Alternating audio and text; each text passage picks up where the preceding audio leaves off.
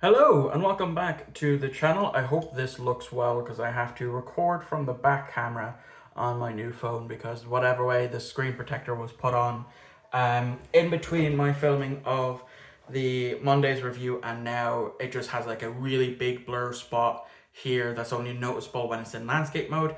I'm rambling. Welcome back to Trilogy Month as we continue on as we are getting ever so close to the end of November, where, in case you don't know what Trilogy Month is, allow me to quickly explain. This is something I started up last year, where for an entire month, I would review one trilogy a week, starting on a Monday, ending on a Friday. So it would be Monday, Wednesday, and Friday is when I would upload my reviews. And this month, so far, I have reviewed the Back to the Future trilogy. I have also reviewed the last in the Skywalker saga, episode 7, 8, and 9, excluding Rogue One and Solo, as well as, the TV shows and all that stuff. And as you can tell with the title and the thumbnail, I am, of course, continuing on with Spy Kids. Yes, a franchise that I loved and adored as a kid. And I love and adore it now after, watching all three because normally what I like to do is I like to watch the movie and then do my review. I just haven't had the time, so I've ended up watching Spy Kids 3D as well. So I definitely can say this with 100% certainty. Spy Kids 2 is the best in the entire trilogy. Um, and when I was watching it, because I have it on Blu-ray, I noticed just how bad the CGI is when it comes to the monster fight between between Junie and the oldest Giggle brother, um whose name is escaping me right now. Probably should have looked it up before doing this review.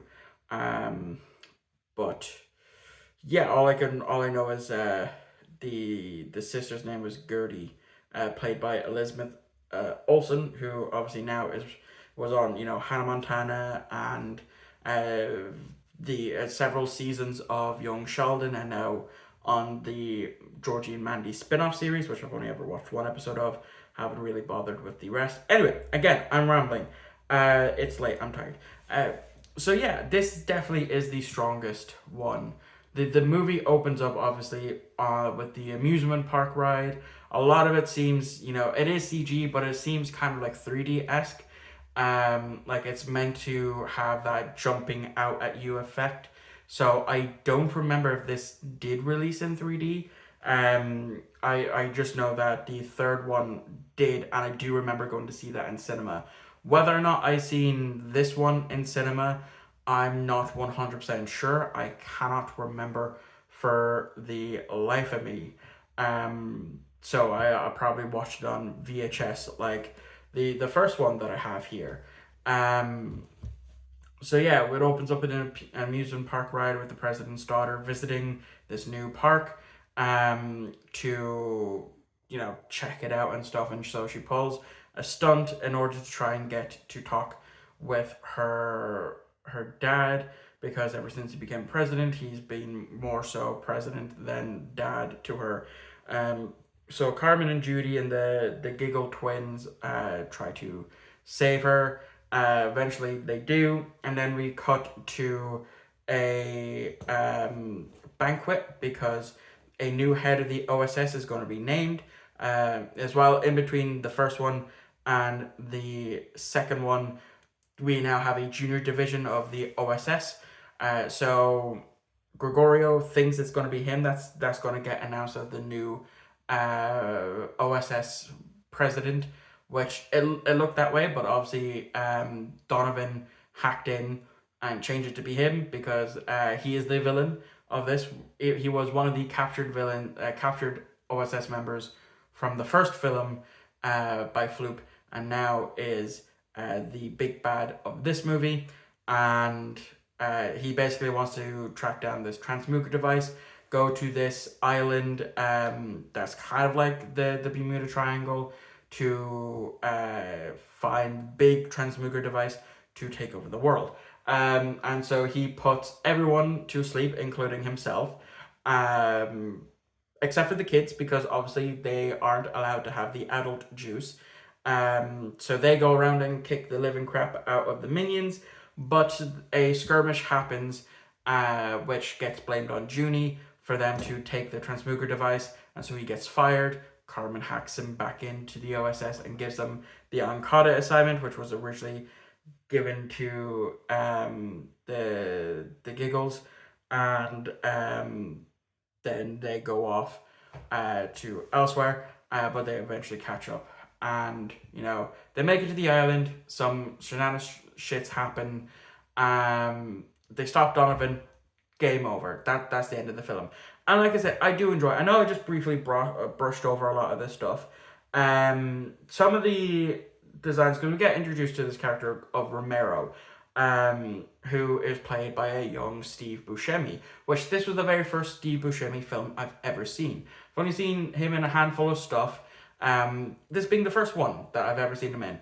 And there's another actor that's in this film, but I'll get to him in a second of how this was the first film I ever seen of his.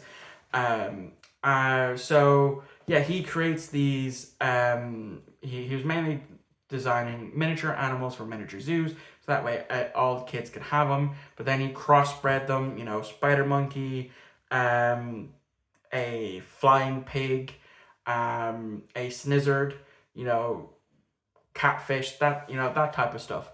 And yeah, they're interesting designs. You know, the two that gets focused on the most is obviously the spider monkey and the snizzard. And that, like, the snizzard design screams Pokemon to me every time I see it. I don't know why, but it just screams Pokemon to me. As well as I don't like spiders, so seeing the bottom half of the spider monkey be a spider, that always freaks me the fuck out, especially nowadays. It freaks me out. But yeah, there's two actors and actresses, two actors in this that I recognize from other stuff, but this was probably the first time I've ever seen them in these particular movies, and that is Ingrid's parents.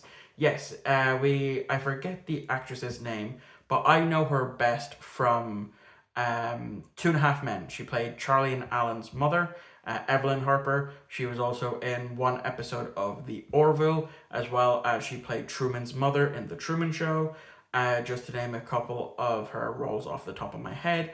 And the father of Ingrid was none other than Ricardo Montalban, aka Khan Noonien Singh, for those Star Trek fans. Yes, this was my first time seeing Ricardo Montalban on film before I was a Star Trek fan, and I loved his portrayal as the grandfather in this, and that's this movie is what led my love to Ricardo Montalban, and I really do need to look at his other works outside of, you know, Space Seed, Wrath of Khan, Spy Kids 2 and 3, because he's a phenomenal actor, and I definitely need to check out some of his works. And yeah, so like I said, it's definitely the strongest out of the trilogy.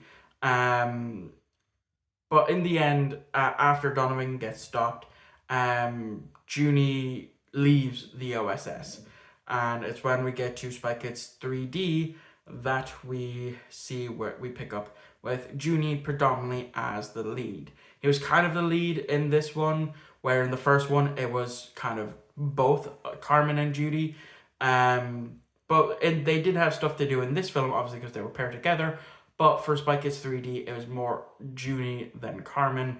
But I'll get to that on Friday. So thank you all for watching. I hope you enjoyed. If you've seen this movie, let me know what you thought of it in the comments down below. And as always, I shall see you on Friday for the conclusion of this trilogy, as we are getting ever so close to wrapping it up, because we only have 1 week left of the last trilogy month for the year. So thank you all for watching, and I'll see you all on the next upload.